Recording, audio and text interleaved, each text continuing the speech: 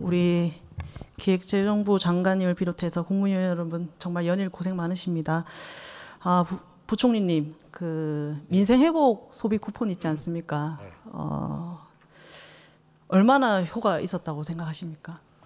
예, 지금 사실 우리 물론 진행 중이죠. 네. 예, 진행 중이고요. 지금 당장 그 시장 분위기라든지 소비 심리가 뭐 7년 만에 가장 좋아지고 이런 분위기는 굉장히 좋아요. 그런데 뭐 한 달간 이렇게 뭐 소상공인들이 매출이 조금 늘어났다고는 하지만 다시금 다시 또 소비 매출이 급감했다라는 그런 얘기도 있고, 자영업자들이 중심이 된 이런 커뮤니티에 보면 이게 사실상 그 매출이 소비 쿠폰 풀기 전보다는 더 줄어들었다라는 뭐 그런 이야기도 있고, 그거를 보도화된 것도 있습니다.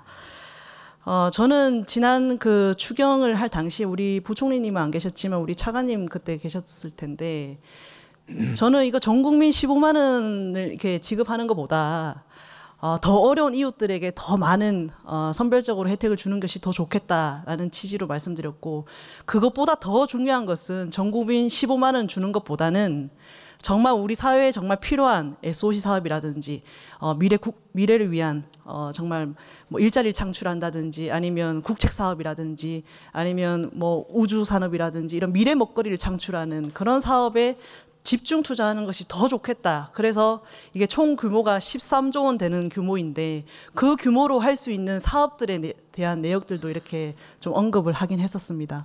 제가 이렇게 당연히 이제 추경 때 예결위 이 석상에서 제가 들여넣었던 말이 있기 때문에 저도 소비 쿠폰을 받긴 받았습니다, 부총리님이. 그래서 받아가지고 저야말로 이렇게 저 어려운 이웃들에게 써야 된다라고 이렇게 말한 입장에서 저도 그걸 받아서 시장에 가가지고 삼계탕 끓일 그 닭을 많이 사가지고요. 그 우리 보훈 가족들을 위해서 삼계탕 그 봉사한다고 열심히 그 더운 날에 우리 봉사단과 함께 끓인 그 기억이 있습니다. 지금도 저는 이렇게 전 국민 15만 원 이렇게 줄 것이 아니라 정말 더 어려운 이웃들에게 더 두텁게 지원하고, 그리고 우리 미래 먹거리를 창출하는 그런 사업들에 더 집중 투자가 돼야 된다고 보고 있습니다. 그런데 이게 2차까지 소비 쿠폰 지급이 다 끝나고 난 다음에는 만약에 이게 소비의 어떤 증진에 있어서 이게 평가가 물론 해봐야 되겠습니다만, 향후에도 혹시 그러면 소비 부진이 있다라고 했을 때 이런 소비 쿠폰을 지급할 추가적인 계획이 있으십니까? 물론 앞서가는 얘기긴 합니다만, 한번 묻고. 예, 지금으로서는 우리가 소비 쿠폰을 최대한 하여튼 집행률을 높여가지고 아니요, 추가적으로 더 하실 의향도 있으십니까? 뭐 현재로서는 네. 지금 저는 전 국민 15만 원 주는 것보다는요, 우리 청년들에게 일자리 정말 좋은 일자리 창출하는 것이 더 맞다고 보고, 정부 여당이 정말 발빠르게 이렇게 강행 처리한 노조법보다는 청년 고용 문제에 저는 더 집중을 해야 된다라고 보고 있습니다. 우리 부총리님, 이 취업금 청년이 지금 어느 정도 되는지 아십니까? 예, 지금 뭐 저희 고민도 그런 부분입니다. 지금 말씀드린 것처럼 청년들이 이 취업금뿐만이 아니고 청년들 고용률도 굉장히 얼마큼 되는지 아십니까? 예, 40%대로 떨어지고 이런 식으로 돼가지고 있어서 20대 취업금 청년이 42만 명이 훌쩍 넘었습니다. 이거 최고치를 기록했고, 청년 인구가 줄어듦에도 불구하고 그 대비 계속해서 취업금 청년의 비율은 늘어나고 있는 그런 추세입니다. 네. 고용부 장관께서는 청년 고용 문제가 이렇게 심각한데, 물론 취임하신 지 얼마 되시진 않으셨습니다만은 이 청년 관련된 이 내역 사업들을 다 점검을 한번 해보셨습니까? 예, 그래서 내일 또 우리 청년들하고 타운홀 미팅도 예정하고 있습니다.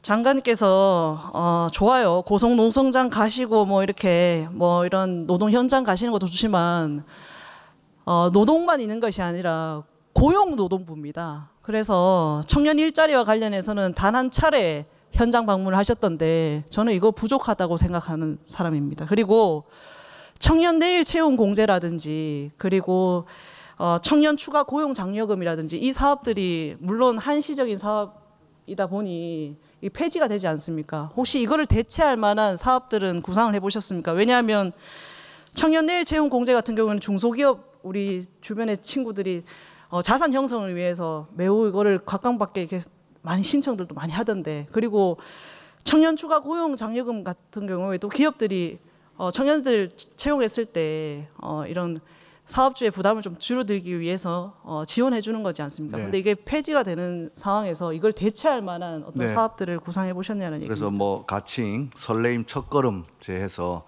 이 쉬었음 청년들 보면은 또 한 70% 정도는 일 경험이 있는 분들이 쉬었음으로 가거든요. 그래서 첫 직장이 중요하다 생각해서 기초노동질서 괴롭힘이라든지 체불 없는 장관님, 그 관련해서요. 네네. 제가 시간이 많이 없으니까 같이 관련해서 저희 고민하고 의원실에 한번 보고를 한번 그렇게 해주셨으면 하겠습니다. 좋겠습니다. 그리고 우리 부총리님 그 청년 월세 한시 특별 지원 사업 네. 혹시 알고 계십니까? 국토부에서 하는 걸로 알고 네, 알고 있는데 이게 무주택자 청년들에게 월세를 지원하는 겁니다. 네.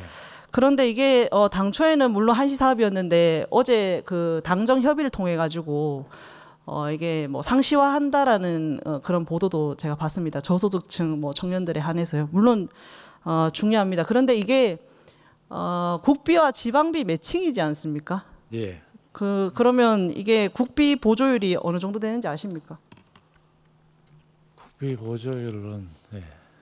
이게 다른 사업과 다르게 국비 보조율이 50%밖에 안 됩니다. 저는 자꾸 말씀드려서 좀 불편하실지 모르겠지만 전 국민 15만 원 주는 것보다 우리 청년들에게 이 필요한 사업에 국비 보조율이 더 높여야 된다라고 보고 있습니다. 혹시 이거 국비 보조율을 더 높일 생각은 없으십니까? 왜냐하면 당정이 청년 월세 이 특별 지원을 상시화한다고 했는데 상시화하면 이 50% 정도 이 국비 보조율을 가지고는 지방에 너무 부담이 된다는 겁니다. 그리고 실제 이거에 대한 피해 사례가 있습니다.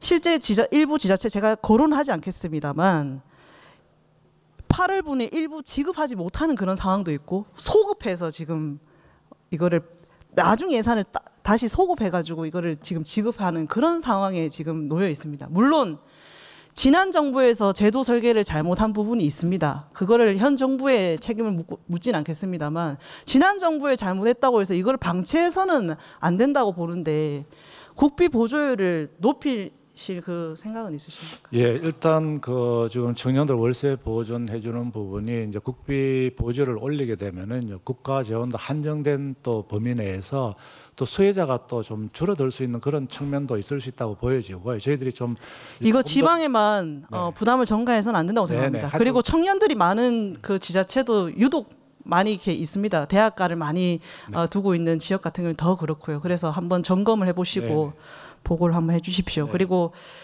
지금 대미 고율 관세로 자동차 업계가 진짜 많이 어렵습니다. 물론 다른 업계도 많이 어렵습니다만 실제 이게 관세가 인상되고 난 다음에 수출 실적도 많이 감소를 한 건 사실입니다. 그리고 저희가 자동차랑 자동차 부품 업체에 예상되는 이 추가 관세 그냥 단순 계산만 해봐도 9조 원이 훌쩍 넘습니다. 관세만요.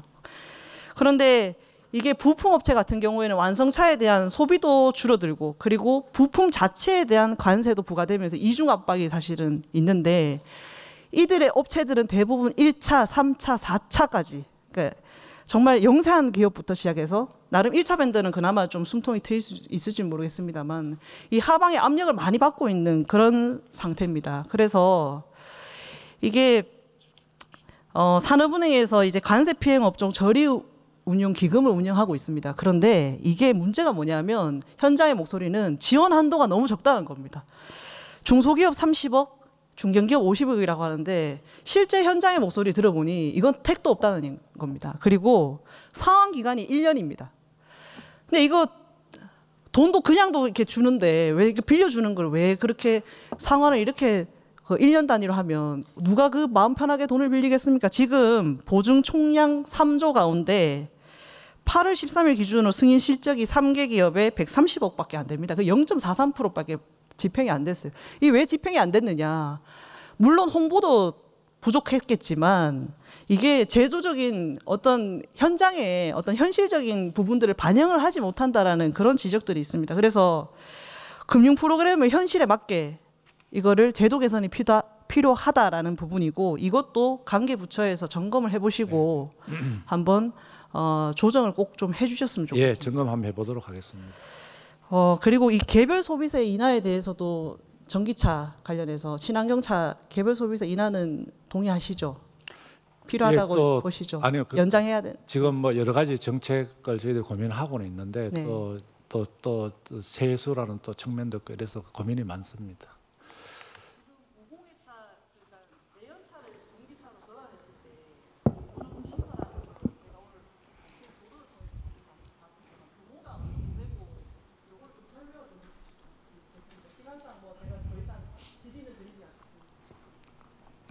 네, 내연차를 전기차로 바꿔야 하고 그 속도도 더 내야 합니다. 그래서 전기차 보조금은 전기차가 전체의 이 비율이 30% 갈 때까지는 보조금을 좀 유지할 필요가 있다고 생각하고 있고요.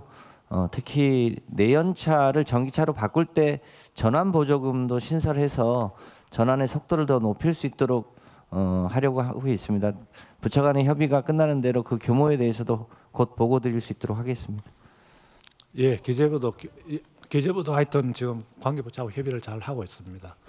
그리고 하나 좀 설명드리면 의원님 아까 말씀하신 그 뭐 이 소비 쿠폰을 하지 말고 SOC 투자하면 좋겠지 않는 이렇게 말씀하는데 사실은 지금 경제가 비상 상황입니다, 의원님. 왜냐 그러면은요 작년 2, 4분기가 마이너스고 거의 0% 하다가 조금 지금 경제가 살아났고 지금 소상공인 자영업자들은 시중에서 죽을 맛이거든요. 근데 SOC 투자하다 보면은 회행 기간이 너무 길어서 저희들이 불가피하게 네. 예, 그래서 불가피하게 이렇게 했다는 것 좀 이해를 해주시기 바랍니다.